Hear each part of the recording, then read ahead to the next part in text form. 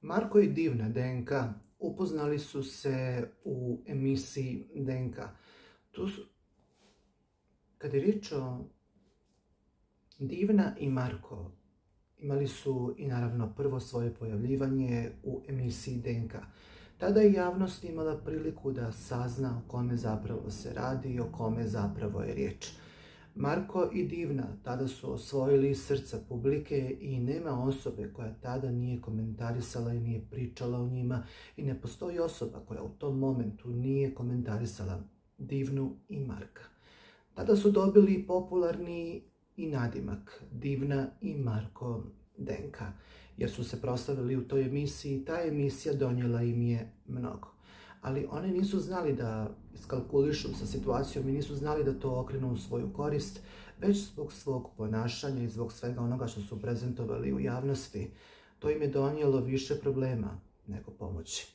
Nakon emisije DNK, oni su se onda pojavili i u najgledanijem reality programu Zadruga. Tada je imala i javnost i priliku da malo ih bolje upozna. A kako ih je sve više i više upoznavala, sve više i više javnost bila je zgrožena njihovim ponašanjem.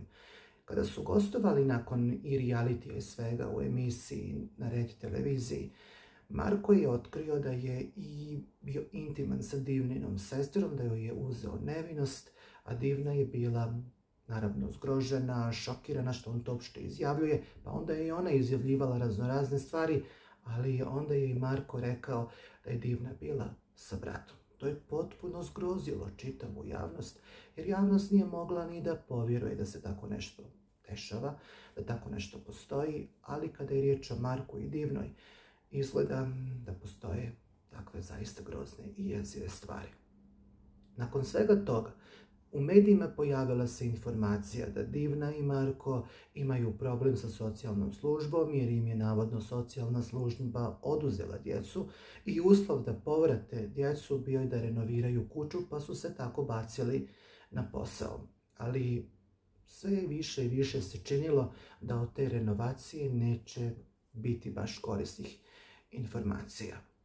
Divna i Marko, kad god su gostovali u nekoj emisiji, napravili su potpuni kolaps. I dobro se zna da kada oni gostuju u nekoj emisiji, zabava, humor, ali i šokantni momenti sigurno su zagarantovani.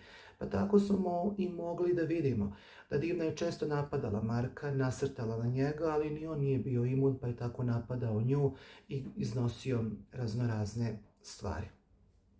Dobro se zna da je reality formatu obično format gdje mnogi zarade mnogo novca i mnogi su napravili nešto od svog imena i prezimena, međutim postojali su ljudi koji su bili u reality programu, uzeli novac, ali ništa konkretno nisu napravili. Sve u svemu, Divna i Marko tokom i jednog gostovanja na jednoj emisiji su i otkrili da su od reality programa zaradili mnogo novca, pa tako su se nadali da će dobiti pozive i za naredne sezone, ali to se nije dogodilo ili jednostavno nije bio dogovor. Divna i Marko nisu u ovoj sezoni reality programa, ali to i ne mora da znači da njihov život je išta manje skandalozan napolju. Marko ovoga puta za Blic otkrio je mnoge stvari, a ostavit ću link u opisu ovog videa kako bi pogledali video na Blic televiziji šta je to sve i Marko pričao i kakav je horor i kakav je užas doživio od svoje voljene Divne. U jednom momentu Marko je rekao da je imao neviđeni skandal sa Divnom, da ona je polomila stakla, da je polomila kuću, da je ležala tu u avliji, da jednostavno je i odbijala da ode kada su policajci došli kako bi je i odveli. Ležala je i nije htjela da ode, pa onda je i dobila zabranu prilaska. Očito desio se potpuni fijasko i neviđeni karambol kada je riječ i o Marku i o Divnoj. I mnogi su počeli da pričaju da se između njih dešava nešto zaista jako skandalozno. Mnogi su ostali naravno i tužni zbog svega toga, s obzirom da mnogi koji su pratili situaciju između Marka i Divne bili su tužni jer komentarisali su ljudi inače po društvenim mrežama da je situacija mogla biti mnogo drugačija, ali nažalost da se to nije dogodilo, da su mogli svoj život dovesti u red, ali da to nije slučaj, da su dobili novac od reality programa jako dobro, da su mogli to uložiti u neke korisne stvari i da su mogli od svog života da naprave nešto korisno i kvalitetno, ali očito to nije bio slučaj kada su oni u pitanju, nažalost.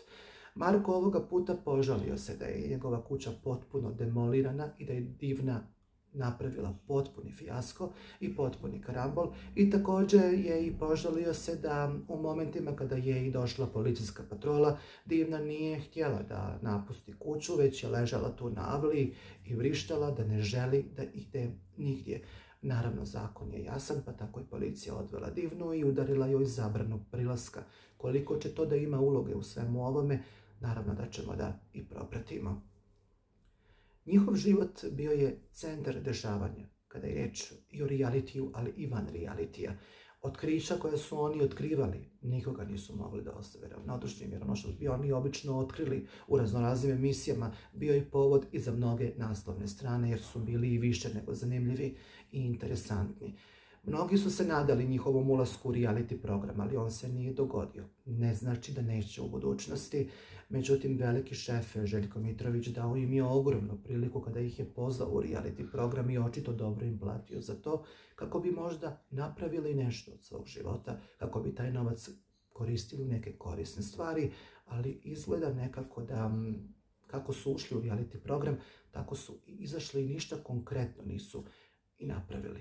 Dok su jedni pričali o tome da Marko vrijedno radi na renovaciji kuće, da se zaista trudi, drugi ipak su pričali da oni možda malo više uživaju u životu i da opuštaju se malo više, ali da malo manje vode računa o tome da li će nešto popraviti, napraviti ili stvoriti. Raznoraznih komentara je bilo po društvenim mrežama, naravno ne osuđujemo, niti pričamo o tome kako treba da živi život, već isključivo u smislu komentarisanja, komentarišemo cjelokupnu situaciju između Marka i Divne DNK.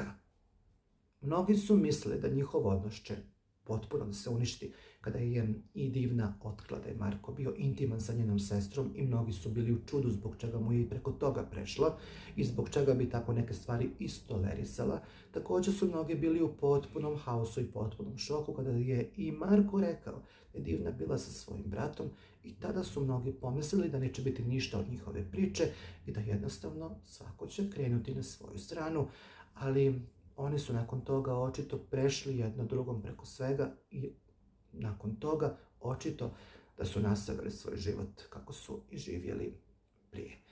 Marko i Divna su bili zaista jako zanimljivi, jako interesantni. Možda da sada uđu u reality program bili bi isto, možda i više zanimljivi. Možda bi Marko našao neku novu djevojku. Ko će ga znati šta bi bilo kada bi bilo. Jezive stvari otkrivene su, a i Marko je za Blic televiziju otkrio mnoge šokantne, užasne stvari, pa tako i rekao da mu je Divna polomila čitavu kuću, stakla na vratima, da zbog toga ima i najlone, da jednostavno je policija došla u jednom momentu i odvela je Divnu i desio se zaista neviđeni karambol. Da li se oni mogu pomiriti posle svega ovoga? Sve je za očekivati. Da li mogu ući u reality program posle svega ovoga? I to je za očekivati. Vidjet ćemo naravno kako vrijeme bude odmicalo i šta će se dešavati kada je i Marko u pitanju, ali i Divna. Kada ih je publika prvi put i upoznala u emisiji DNK, mnogi su bili sažaljivi prema njima. Ali kako je vrijeme odmicalo, ljudi su sve manje i manje imali toleranciju kada je u pitanju i Marko, ali i Divna.